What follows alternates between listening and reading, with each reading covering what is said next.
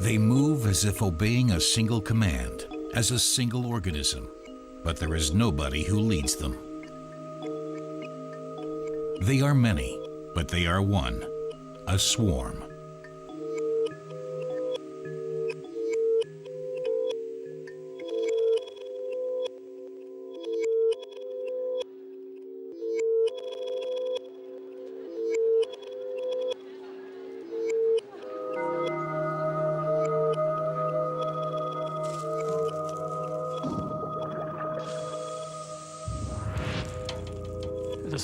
The most fascinating thing about swarms is their beauty.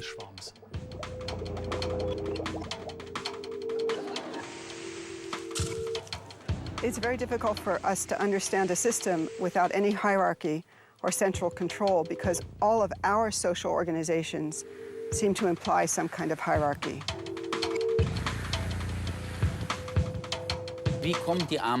How do ants manage to build a bridge? There is no order telling the ants to build a bridge or how to do it, but they still manage it.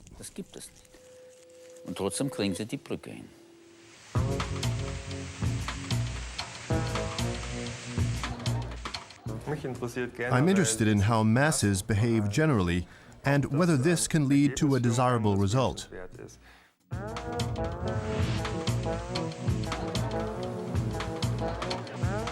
I think one of the things that made swarm intelligence or collective intelligence seem mysterious is that it clearly operates in a different way from the organizations that we're used to. But that doesn't mean it operates by magic. It means that it's different and that we need to learn to understand how it works.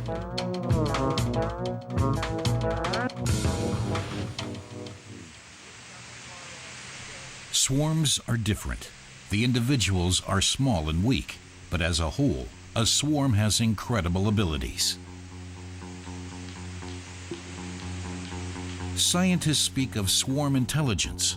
It comes from the collaboration of thousands of individuals. But can there be intelligence without consciousness? Scientists are trying to understand the mysterious behavior of swarms. We could learn from them. What seems alien and different at first glance could possibly even be very human.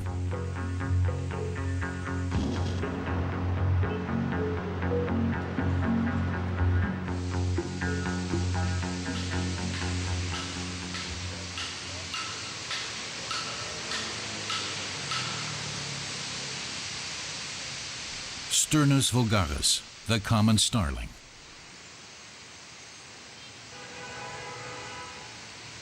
For Rome's inhabitants, an annual nuisance.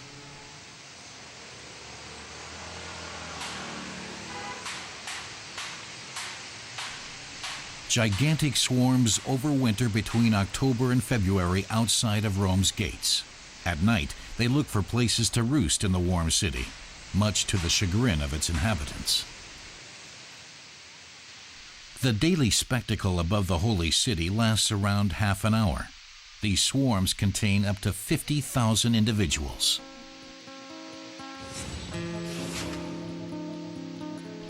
They create formations and break them up again, as if led by an invisible hand.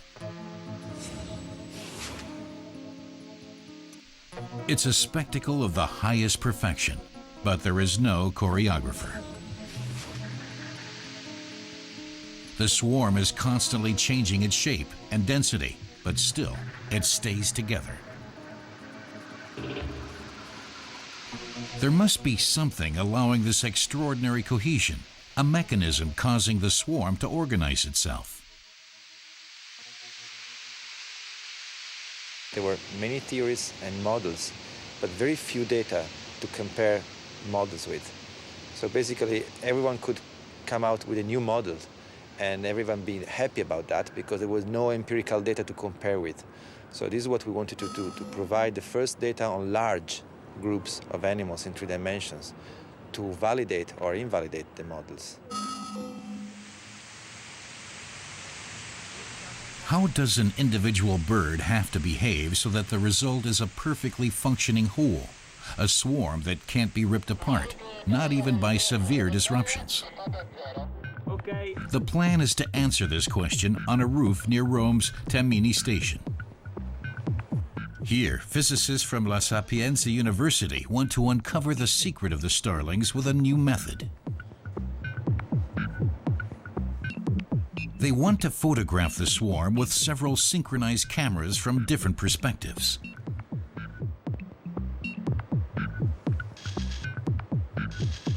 Standby off. They hope to create the first three-dimensional images of these huge starling swarms.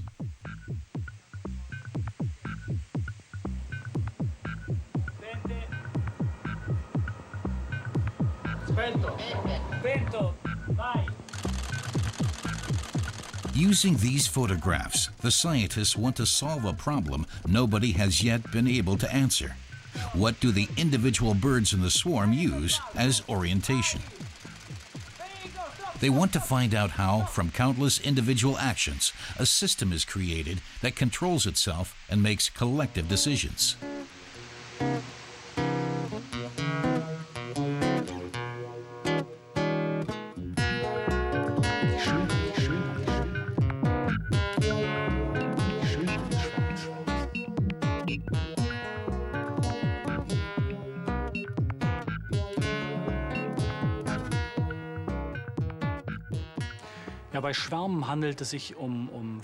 Swarms are phenomena where individuals come together in large numbers, and where those individuals orient themselves very strongly to the others in their immediate vicinity. Im Schwarm sind, also ihre lokalen Schwarmnachbarn sozusagen. The perfect synchronization of the movements is an aesthetic spectacle for us, but for the members of the swarm, it's a matter of survival. Animals swarm for different reasons, and one of the most important is protection against predators. The risk of getting eaten by a predator is reduced the greater the size of the swarm. Another advantage can be when searching for food, because individuals get information from others in the swarm. Das sind eigentlich diese beiden Faktoren, Räuberschutz und Hilfe bei der Nahrungssuche.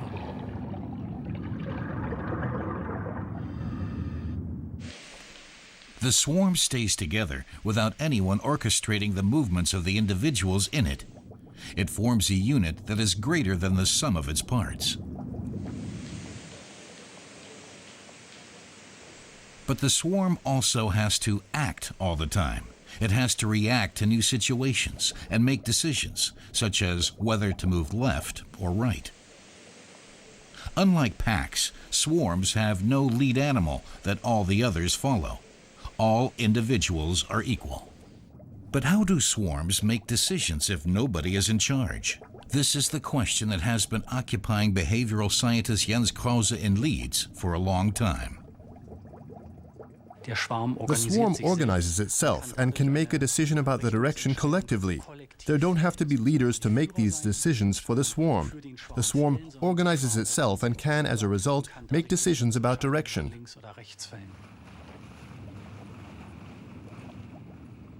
But how are these decisions actually made? Because if you watch a swarm, it looks as if they all move at the same time, as if it weren't the product of many individual decisions. To understand this decision-making process is absolutely fascinating to us. Das ist eigentlich für uns die faszinierendste Fragestellung.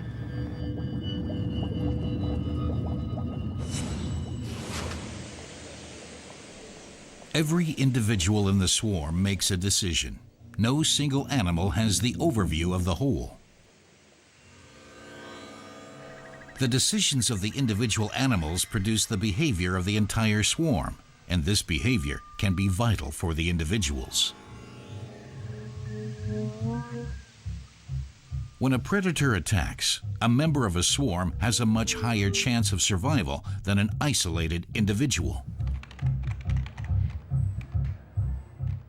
One of the key questions for us was to find how they can stick together in such large groups when they are heavily perturbed by a falcon, for example. So staying together for them is crucial. But they have to achieve this in face of very big perturbation. like change in density, in shape, and so on. So how they can do that. So we wanted to understand what kind of interaction between the birds, what kind of communication between the birds could give rise to this incredible capability of staying together of the group. Andrea Cavana and his team have managed for the first time to depict a swarm of several thousand individuals in a three-dimensional image.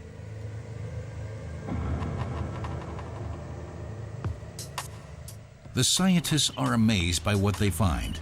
The birds behave completely differently from what had been assumed to date.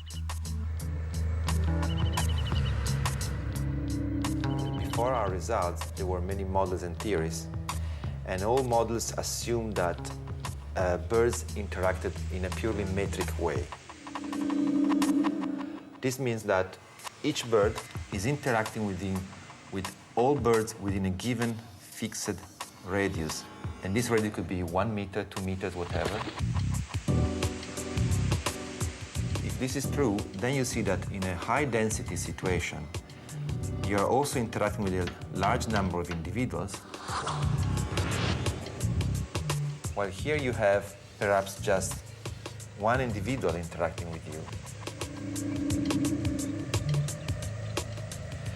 So this is not very good to keep cohesion, because what these flocks are doing all the time is to change their density, like balloons which inflate and deflate continuously.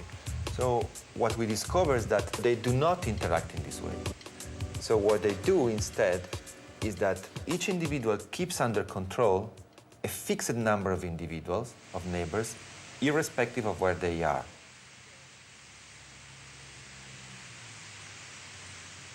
We find that they interact with 6, 7 neighbors. So in this case, this individual here, let's say, is interacting with these 6 guys. And then in this case, it is interacting with these guys, irrespective of where they are and how distant they are. So in this case, in the low-density flock, they will be pretty far away. In this case, the high-density flock, they will be very close.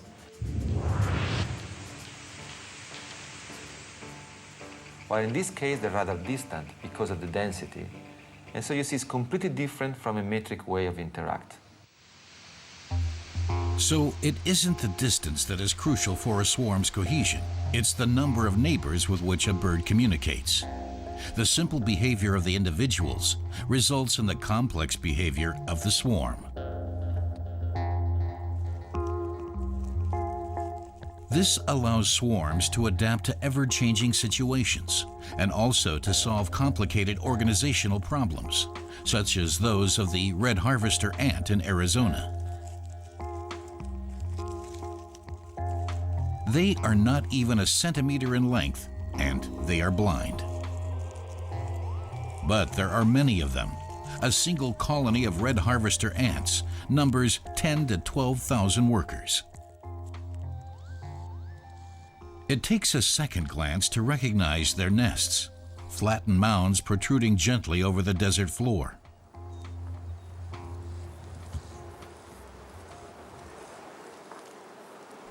Red harvester ants mainly eat plant seeds. But only some of the ants' work is related to gathering food. There are many other tasks that need doing in a colony. Some keep the nest in order, others take care of the young, and yet others remove rubbish. All of these activities have to be coordinated to allow the collective to survive. No individual ant has the overview over the condition of the entire colony, not even the queen. When humans set out to do something collectively, every person has some idea of what the goal is of the whole group. And what's amazing about the way that an ant colony works, there's no ant in there that says, we need more food, we need to work harder. Each individual, each component uses only local information and makes very local decisions. And in the aggregate, the whole system works. But no participant in the system understands what needs to be done.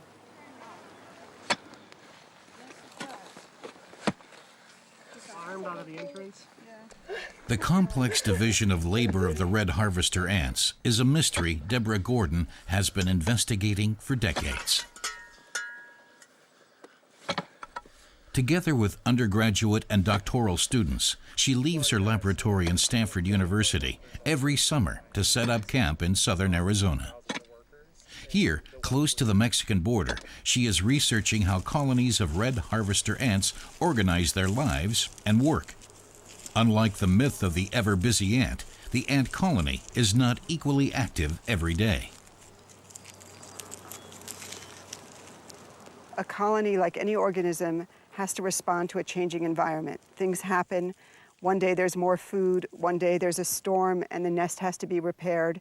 And somehow the colony has to change the numbers of ants working on each task in a way that's appropriate for the current situation. And the question that I ask about harvester ants is, how does the colony do it?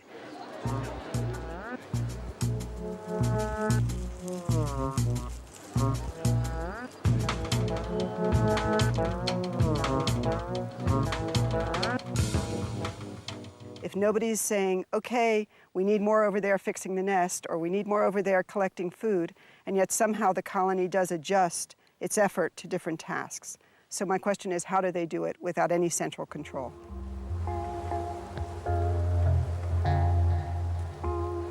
Nobody tells the ant colony what to do, but it still acts as a coordinated system. It is the collective that decides.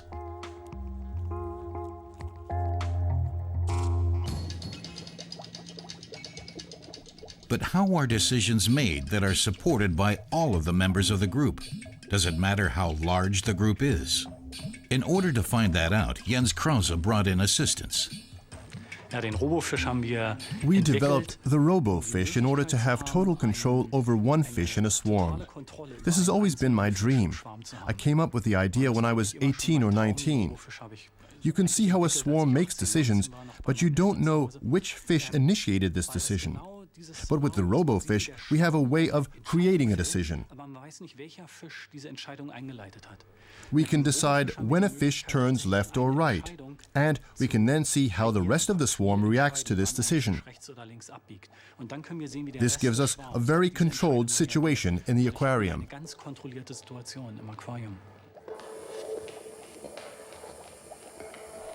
The robo-fish is controlled through a magnet under the aquarium. The real sticklebacks are suspicious of the stranger at first, but then they accept it as a member of the swarm, despite its strange behavior. The robo-fish moves the way we tell it to. A normal living fish would make a directional decision, and if others didn't follow suit, it would quickly return to the swarm and adapt. But the robo-fish doesn't adapt. That's an unfamiliar situation for the other fish. Members of the swarm don't usually make such extreme decisions. They tend to then follow this individual because they assume it must have very clear information which it is acting on at that moment, and this has a very strong influence on the others. The researchers want to conduct an experiment to find out how individual decisions become collective. The experiment involves a swarm making decisions. It has to choose the best option when presented with several. To stop it from being too easy, the robo-fish is made to incite the others to a behavior they wouldn't normally pursue. It is attempting to lead them away from the worms. At first, the test swarm is too small. Only 2 fish are in the aquarium with the robo-fish.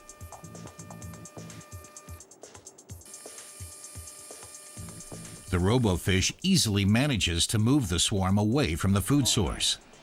The swarm has allowed itself to make an unfavorable decision. Right. But yeah, they like to cut this corner.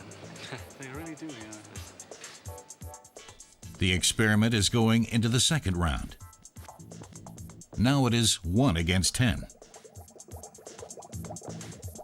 The robo-fish will behave in exactly the same way as in the first experiment. The question is whether a larger swarm is just as easily manipulated as a small one. Okay, let's run it.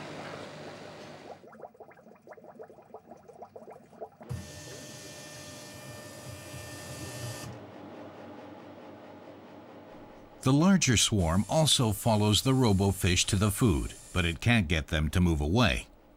The swarm has overridden the decision of the robofish and made a different, more intelligent choice. In a situation where a leader fish makes a bad decision, the swarm will not necessarily follow it unless this decision is supported by one or two other fish, which makes it more convincing for the rest of the swarm. We talk about threshold values. A certain percentage of the swarm has to perform the behavior for the rest to follow. One individual isn't always enough.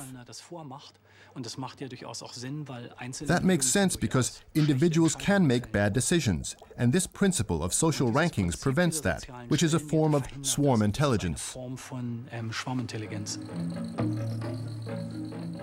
Swarms behave more intelligently than individuals. Their ability to solve problems and make decisions can be classed as intelligence. It's an intelligence individual creatures don't have. This intelligence is created as a result of the coordinated behavior of the individuals. This swarm intelligence must also be what allows the ant colony to adapt its activities to the day's requirements and to decide whether it is a good day for foraging or not. Before the foragers of the colony become active, patrollers explore the terrain for food. It is only when they come back that the others start bringing it in. Most ants can't see. They operate mostly by smell, and ants are coated with a layer of grease that carries the colony-specific odor. And that's how any ant or bee or wasp knows when it meets another ant if it's a nestmate, because each nest has its own characteristic odor. And then we found that in harvester ants, at least, each task has its own odor. So an ant that spends a lot of time outside, like a forager, ends up smelling different from an ant inside the nest. A forager recognizes a returning patroller by her scent. But that's not enough to cause her to leave the colony, because the colony first has to calculate whether it is safe enough to deploy foragers. Working in the desert is perilous, after all. What tells these ants when the right time to gather food has come?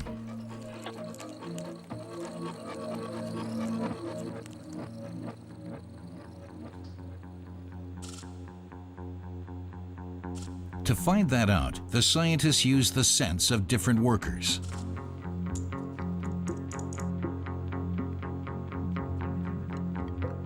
The scents are applied to small beads the size of ants. They are fake ants designed to trick the real ones.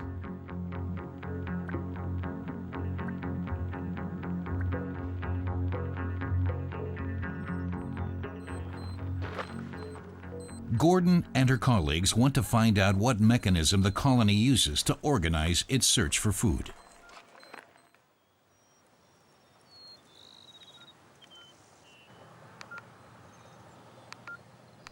As expected, only the beads with the patroller scent stimulate the waiting foragers to begin searching for food. But it takes another, more sophisticated mechanism to explain why on some days thousands, but on others only a few dozen or no foragers set off to work. We found that foragers wait for patrollers to come back before they go out to forage. And the foragers won't go out until they meet a patroller at a rate of about 1 per 10 seconds. So we tried dropping in the beads too fast and too slow, and it has to be at an interval of about 10 seconds. And that must be how long an ant can remember what happened to it. If an ant meets another, say, every 45 seconds or every 60 seconds, it's as if it never happened. It's forgotten that it ever met the other ant. Only when sufficient patrollers return safely to the nest do the foragers set to work. That's how, unlike an individual ant, the colony knows whether it's a good day to search for food. The more I study ants, the less I think is going on in the mind of an ant. So the system has become very familiar to me, but what it's like to be an ant seems more and more different from what it's like to be me.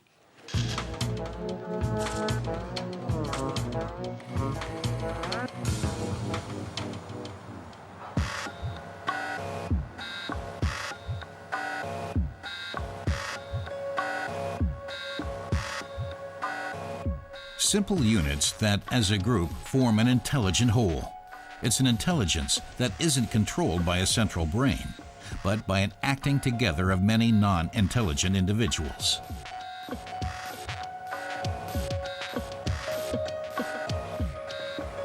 The swarm's recipe for success fascinates biologists, but in recent years, it has also captured the attention of engineers and cyberneticists. Their idea is to apply swarm behavior to machines. This is the birth of robot swarms.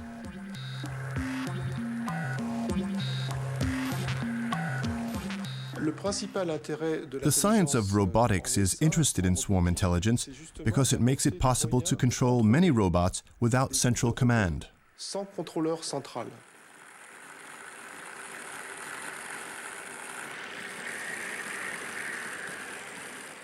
In the 80s, many engineers asked themselves how to construct robots that would also function reliably in a constantly changing environment. The traditional methods in robotics proved unsuccessful in this regard.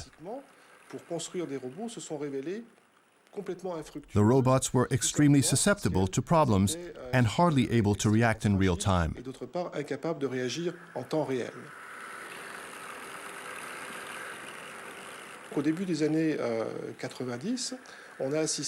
That's why in the 90s, people started to go down a completely new route in robotics.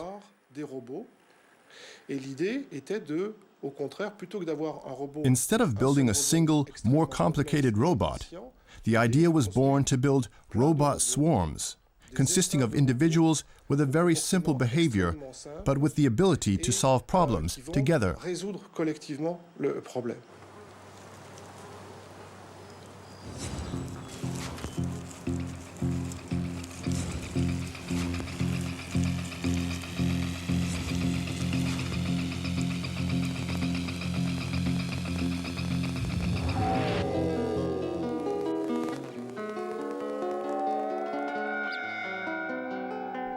The biologist Guy Terolas is researching how insect swarms solve complex problems and how the strategies used by ants can be applied to artificial intelligence.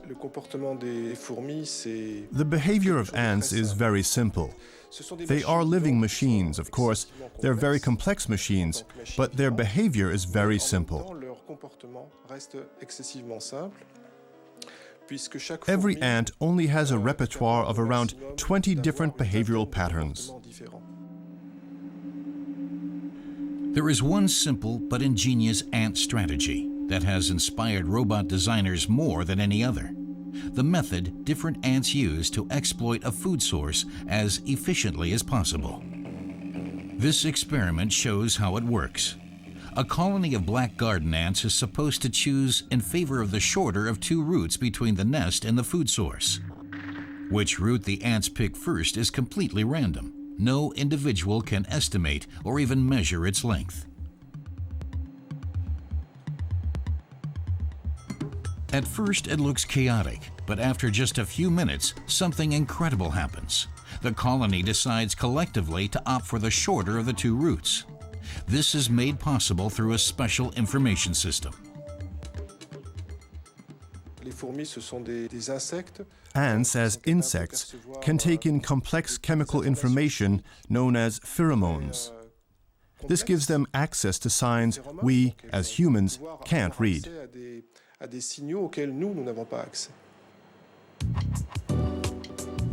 Ants give off pheromones, scents that evaporate with time.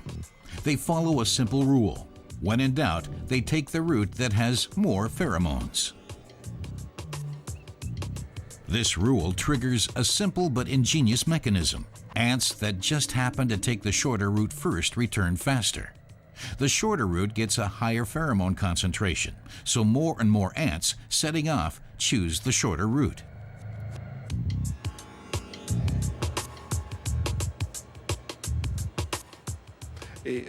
This is a real example of collective intelligence, because individual ants aren't capable of measuring the length of the route. They can only do this together, so it's a collective phenomenon.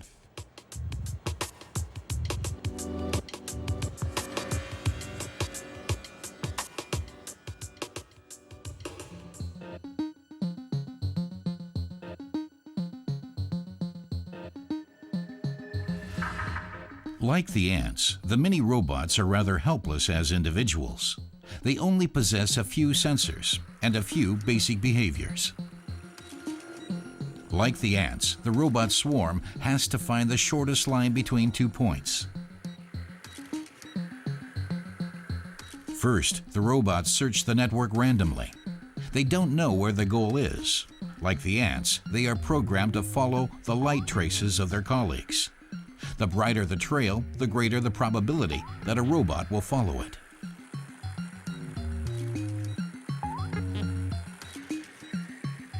The robots recognize when they are in the start or destination zone. It's only now that they themselves begin to release messages. Over time, the light trail between the start and goal becomes stronger, and the other trails fade. After around 20 minutes, all of the robots are on the shortest route. The ant strategy has worked here too.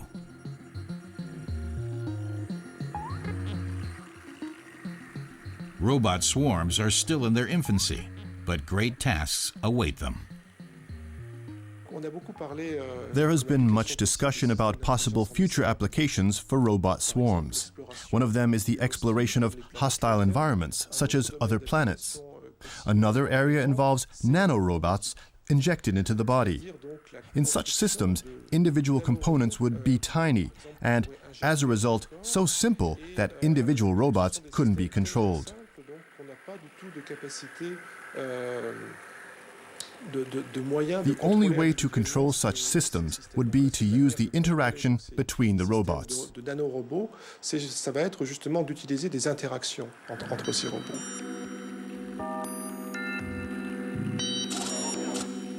The future belongs to robot swarms. At the University of Stuttgart, researchers are going one step further, from swarms to organisms.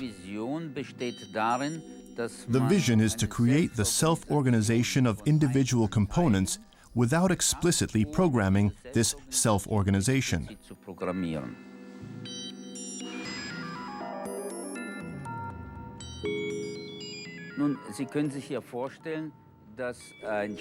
Imagine a member of a swarm is actually a cell in an organism.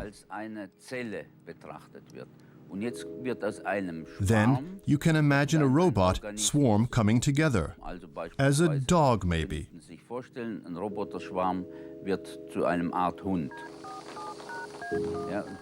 This dog will be able to overcome obstacles far better than an individual cell.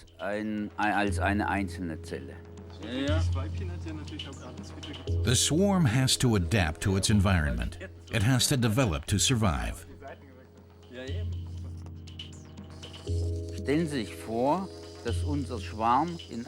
Imagine our swarm is released on inhospitable terrain.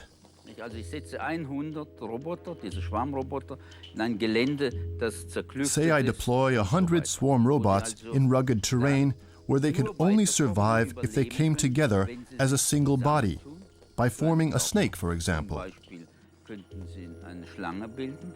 As a snake, they could then survive. The artificial organisms of the future will program themselves and share their energy and information, independently and without human control. The aim is to have the robot organisms adapt spontaneously to new tasks, without it being necessary for their developers to program them first. That's exactly what evolution has done. It wasn't all controlled from above. A machine evolution in fast forward. How this could work in the future is being researched here by using small swarm robots, the predecessors of the future robot cells. What is happening here is robot sex. Strategies are being tested with which the robots can pass on their genetic information. The population that is better adapted dominates, as in natural evolution. For computer scientist Paul Levy, this is also a further development of intelligence. It is possible to imagine that a swarm which is capable of taking care of itself will automatically seek out new tasks, and that the same swarm can solve further problems by looking for new, better territories where it can support itself better.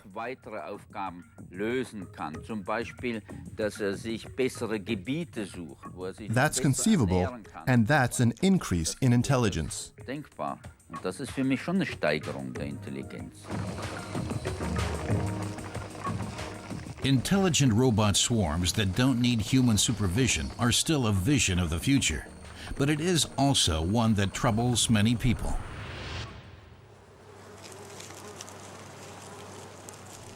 What about humans? To what extent does our behavior differ from that of swarms?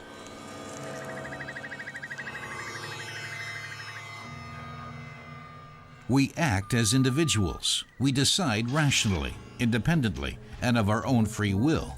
That's what we think, anyway. But do we really act as individually as we always think? Or do we too, unbeknownst to us, follow swarm logic?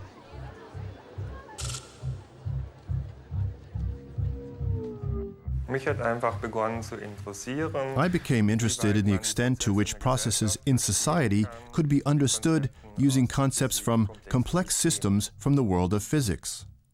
These systems consist of many components, such as gas or liquid particles that interact with each other. In physics, you often find structure-forming phenomena, such as waves or turbulence, and the same thing can be observed in society. Und Ähnliches kann man eigentlich auch in der Gesellschaft beobachten. Physicist Dirk Helbing has been researching the dynamics of pedestrian masses since the 1990s. For the untrained eye, this is just chaotic disorder.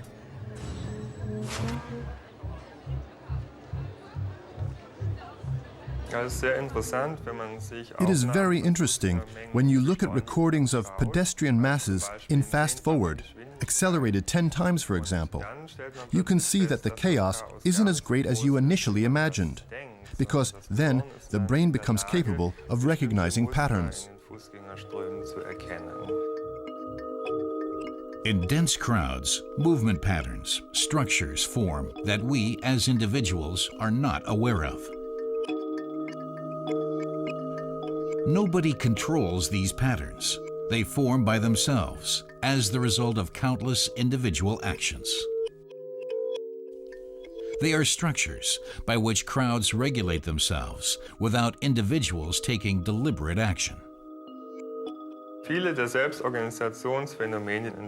Many self-organization phenomena that form in pedestrian crowds actually optimize the flow of pedestrians. Local encounters between pedestrians lead to evasive maneuvers, and all of them put together produce an intelligent result, where the different movement directions are separated.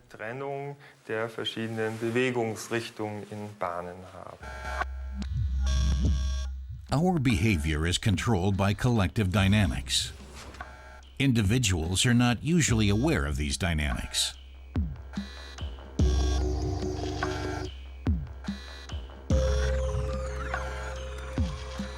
But the result of self-organization isn't always intelligent. Traffic jams are also the result of such processes, as are mass panics. In 2006, a disaster occurred amongst Muslim pilgrims in Mecca, causing almost 400 deaths. Eddy-like patterns formed, structures with a huge force. Individuals were completely at their mercy.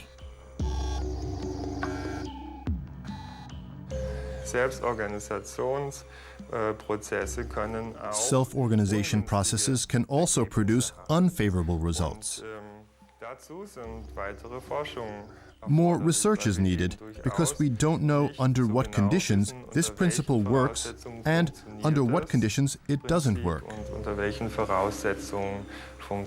What causes undesirable results?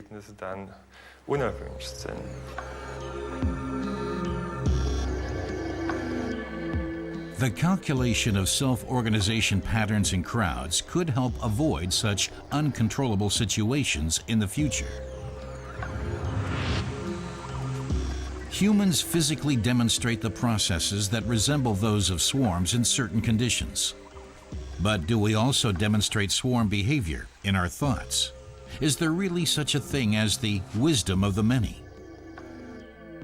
One experiment in Zurich is examining for the first time whether people's decisions can be controlled by collective dynamics and whether they really are smarter together. 20 test subjects have been asked to give an estimate. The closer it is to the actual figure, the higher the winnings at the end. First, all the participants have to give their own estimate, but they are all connected to the other participants. After every round, the test subjects can see on the screen what values the others gave. If it turns out that the average of all the estimates is better than the individual estimates, there really would be such a thing as a wisdom of the many. If the principle of collective intelligence were to work in humans, it could be applied in useful ways, in business and society. But the result of the experiment is less clear than expected. We found out in our experiment that there is a collective or swarm behavior. The question is the behavior favorable? Do we get a wisdom of the many? Our result is deflating.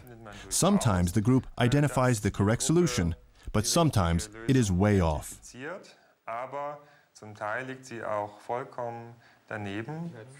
So we should be careful about relying on a wisdom of the many.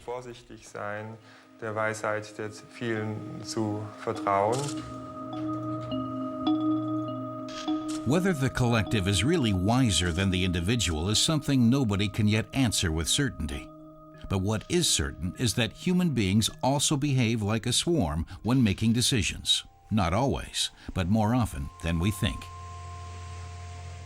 We have been led by the notion that intelligent behavior has to be controlled by an intelligent consciousness. But strategies for success on the part of swarms show that that's not the only way.